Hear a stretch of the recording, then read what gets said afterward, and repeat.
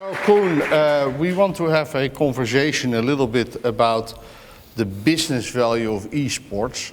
And to do that, I would like to invite somebody else to join us on stage. Because when we were preparing this event and we talked about esports, I found out that our French CEO, Eric de Cartebrabere, already has been engaged with esports. And so I thought it would be a perfect opportunity to invite Baptiste Vasse from Opland to join us for this conversation, to try to answer some of your questions about... Hi. Hi, Baptiste. How are you doing? Hi. Please sit down, please sit down. To answer some of your questions about esports. Now, since we're talking about esports and gaming, we thought about gamifying a little bit the questions. So the app is open, and for the best questions to be judged by you, we have a beautiful T-shirt that we can give away. It's about the team that we sponsor. And so for the first, I think, 8 or 9 questions, we will give away this T-shirt. So let's jump in. So you choose whichever question you want to discuss. But maybe first, Baptiste, I would give you the chance to explain a little bit about who you are and what your organization is that you're running. Yes. Before we dive into the questions. No problem. So, to introduce myself, my name is Baptiste. I was a player, and I started in esports industries as a player, but I wasn't that good, so I'm currently CEO and founder of Team Opland.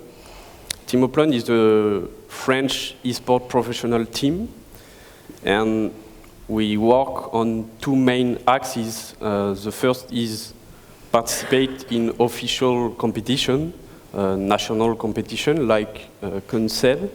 And the second axis is help companies to introduce and to use esports as a new way to communicate, because it's a very huge tool to communicate to the new generation. Okay. And what about the engagement with Society? Because I believe that we are working together. Yes, we just started to work with Society on October 2018, 1 year ago, and it's a very good partnership. We share a lot of values, and yeah. And what's the reason why Society engages with Opland? Excuse me? What's the reason why Society is working with esports? I think the values we share, Team Opland and Society, is very important for us and for Society. And what are we getting out of it? Is it sponsor, is it name recognition, or is it recruiting new talent? So what's the deal? I think we have 3 main subjects: employer branding, active visibility on the shirts, on esports events, and also some marketing activation. Okay. So, what question would you like to answer first? Which is a good question? Definitely more than 8 questions to answer, so I'm afraid not everyone will get a nice T-shirt. It's, by the way, a T-shirt from the team that Baptiste is having. So yeah, I very, in just a sentence of 2, want to say that I stopped gaming because priorities change. I guess as a professional gamer around the age of 25, 26, most gamers will stop playing their game. Younger generation might take over. They might be better than you. But also priorities change, and maybe the game dies. For example, Trackmania got really small, so there was not really a way to continue the career. Besides that, I founded my own company. I also work with other companies and do stuff in education, so I had another priority besides my medical study, so that's the reason for So that. what's the average age of the e-gamers, actually, the world champions? Are they really, really young, or do you see like 30-year-olds? Well, if you look still? at gaming, so again, like gaming in general, it's 33 years old. But if you look at esports, the competitive gaming industry, it's 20, 21 years old. Is that also in your team? Yeah, we have a lot of various age. We start at 16, and we go maybe 25, 26 for the older. Okay. So which was the question that we just answered? Which one did you choose? Oh, it was on the I don't know. It was. There was a question on the screen. So, to go on, why did you stop? Is professional esports only for youngsters? Is it about that you just grow too old? Like you have with soccer, your knees are shot, your ankles are shot. I think, as mentioned, the younger generation definitely kicks your ass eventually. So when they are like 14, 15 years old, they learn things really quick, and they might be better than you might be, depending on the game you're playing. But the reason that I stopped is especially because I founded my own company. I got business opportunities, and I think my priority simply changed to going from a professional player to being a host on television, working with companies, to also go from we want to do something with gaming esports to actually doing something in gaming and esports. Okay. So I think that's the reason why I stopped playing. Yeah. And what about you? Because I wasn't that good, so I'm better to. It's better for me to create my company. And fair enough. Fair enough. Yeah. I think it's a good question. So I don't know where Goran is seated. Okay, so you've earned a T-shirt now. To enhance the gamification, actually, I got a T-shirt gun, and so the T-shirts are here, and so it's quite a dangerous gun because it's designed to shoot a T-shirt in a football stadium. So I have to really point well. No, don't worry, because I'm still waiting for our legal department to give us permission to use it, so we will do it the old-fashioned way. So can you throw it to go on? Let's see if I still got these skills, right? So that's why I wasn't a professional rugby player. So immediately, I didn't see your throw, but it was not a really good throw, right? No. So what about the future of traditional sports? And what will be the effect on our health? So will I still be as athletic as I am now when I play esports? So what about the physical part of it? Maybe you as a medical trained doctor or almost doctor? Yeah, probably. Unfortunately, well, I don't know if I will ever become a doctor now, but the physical things, well, I think if you want to play on the highest level, whatever that is, if that's a traditional sport or if that's another, like a card game, for example, eventually when the level is so high, playing-wise, it comes down to other things, like food, like fitness, like having these little advantages on your opponent to make sure that you can have a longer period of focus, for example, because many games are not necessarily muscle, like you don't have to use all your big muscles. It's about the smaller muscles, the hand-eye coordination, reaction time, and also maintaining your focus for a very long duration without breaks in between. So, for example, if you play League of Legends or Counter-Strike, a game can easily take 30 minutes to 1 hour, and then it's one game. In a best of 3 or best of 5 situation. Then you have a break of like 10, 15 minutes, and then you play another 1 to 5 hour or half an hour to 1 hour game. And you can have 5 of these games in one match. So I think focus is very important, and you train that by being healthy, living a healthy lifestyle, and doing fitness. So I think many of the professionals also show that they are not the fat pizza eating, energy drinking type of people, but they're actually looking very healthy and also showing that on their social media platforms. So do you have, for your team, do you have like mental coaches and physical power training, and do they go to the sports center, things like that? Can you tell a little bit about that? Our professional players just have a lot of fitness training, because it's very important. And to answer the first question, for me, esports is not the end of the traditional physical sports. It's not the same things, and I think it's complementary. So you see people playing both? Yeah. So who asked the question? Yeah. Wow. So It's a good question, though. I think you can throw. I talk the a lot t-shirt. with the National Olympic. Watch out! There it comes. A lot better. Very good. Yeah. Thank you.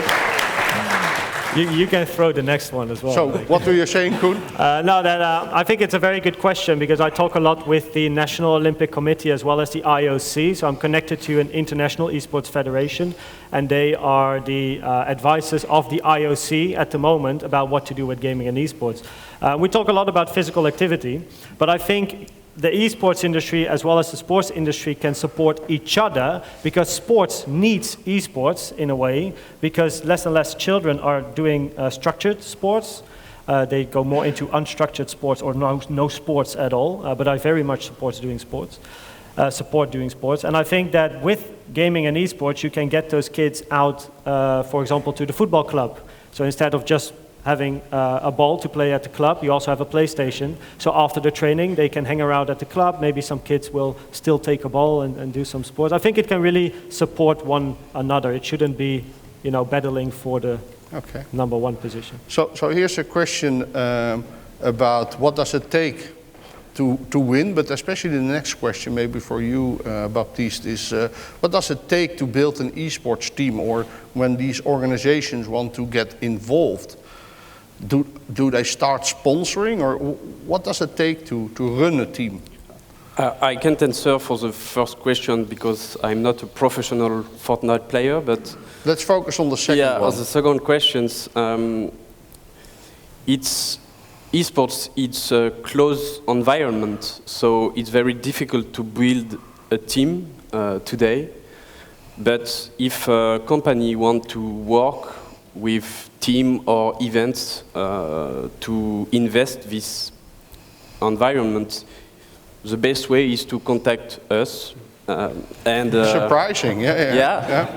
And what would it cost? So how much money should I, as a ballpark figure, as they say in English? So it's very order of magnitude. Is it 1,000 euros or 100,000 euros? Or? Yeah, 1,000 euros to sponsor maybe one team. Yeah. Because we have a lot of teams, like Koen said, on various games.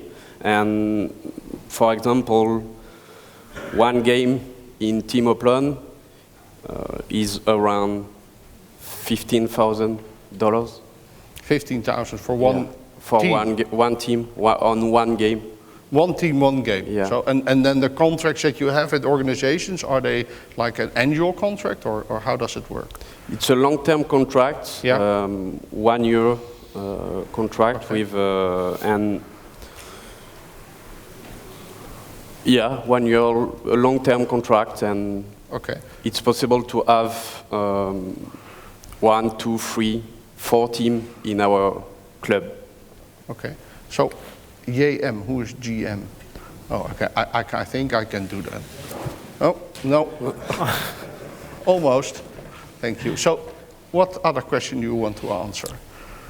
We have time for like 2 or 3 more questions. I think there's quite some questions also about the, like I see a question about violent games, which is always a hot topic, especially with Trump, if you follow the tweets. Louis Garcia, yeah. Which is a very interesting one. Like Trump doesn't like violent games. You might have seen on his Twitter. But so is it only shooting games, or do you have other kinds of games? Well, yeah. I mean, what is violent? So of course, shooter games might fit the violent section that's asked in this question. But you can also consider that a game like League of Legends, it's a 5 versus 5 game where you have to destroy the base of the opponent, but in order to get there, you might have to kill your opponent in between as well. I mean, there's no... Killing is violent. Well, there's no shooting involved, there's no blood involved, there's lots of happy colors, actually. But is it violent, yes or no? I think it's a very interesting question. And yes, violent games for me are considered esports depending on the game you're talking about. Like GTA, Grand Theft Auto, is no esports. Grand Theft Auto is just a very big online world where you can drive around and shoot people, and you know, it's all kinds of different stuff happening in that world. But if your child is playing Grand Theft Auto, he might also not shoot people, but he might be discovering that online world. He might be going in nature with a car to check out what's happening there. Like, you have to know what your child is doing in the game itself. So people are playing Grand Theft Auto to see the scenery, not to shoot other people. To discover the world, yeah. I mean, that's one of the things. In Grand Theft Auto, you can also do racing tournaments against others. So actually there's tracks in Grand Theft Auto, and you basically play a race game in Grand Theft Auto, and they're not shooting at all. So what's your child doing in the game? Is the game by itself, by definition, violent or not? And but yes, they are then esports. for esports, because so if I consider sponsoring an esports team, isn't there a risk involved that when I do that, that I kind of glorify violence, or that people feel objections against it? How does that work? Yes, for example, Sogeti don't want to sponsor our violent games, so it's possible to have lots of games, but not violent games. And for answer the questions, one of the biggest esports since esports communities in the world is Counter-Strike, and Counter-Strike is very violent games, if you want. So yes, violent games is also considered as esports. Yeah. So Louis Garcia? Oh, all the way at the back there. Oh.